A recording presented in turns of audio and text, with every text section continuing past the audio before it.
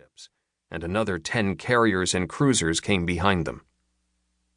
Midori was doomed. They had time. Not a lot of it, but time. The massive Terran fleet was only accelerating in from the outer system at 200 gravities, which gave the Alliance fleet several hours to put together their response. Like the rest of the starfighter CAGs, Russell's place in that conversation was aboard his starfighter.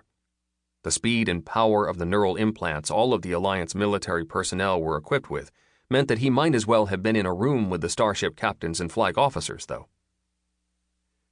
They brought their A-game, Vice Admiral the Elector Parth Rothenberg noted to his subordinates.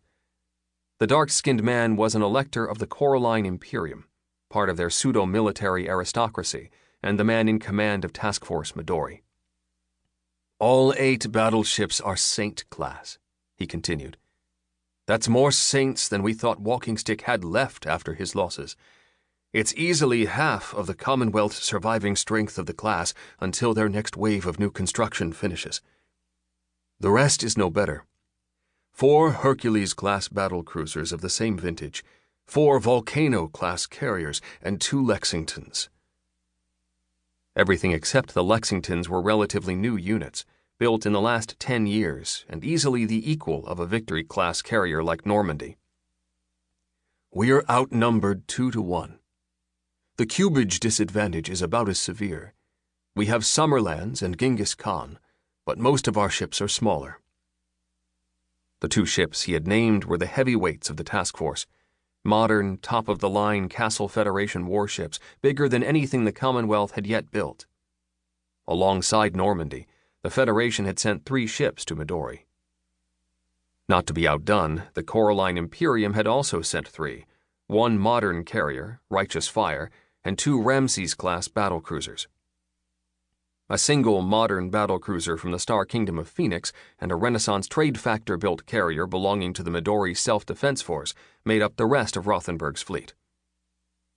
They haven't summoned us to surrender.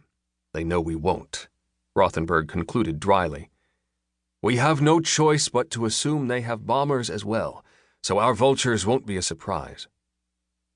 What about the fixed defenses? Colonel Genevieve LaCroix, the CAG aboard the Phoenix warship Dauntless, asked. The MSDF has another 1,000 fighters to back up our strength. And I intend to use them, Rothenberg replied, his virtual avatar glancing at the still silent form of Admiral Paris Kennedy, the woman in charge of the MSDF.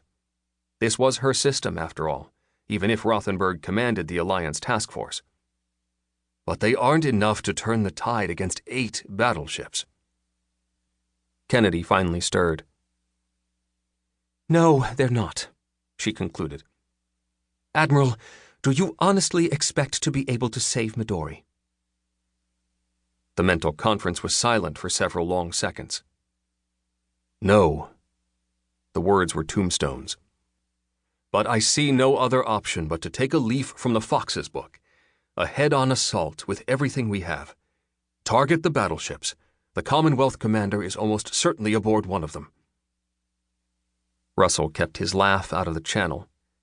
The Stellar Fox, his old captain, had once taken a single carrier against a Commonwealth battle group.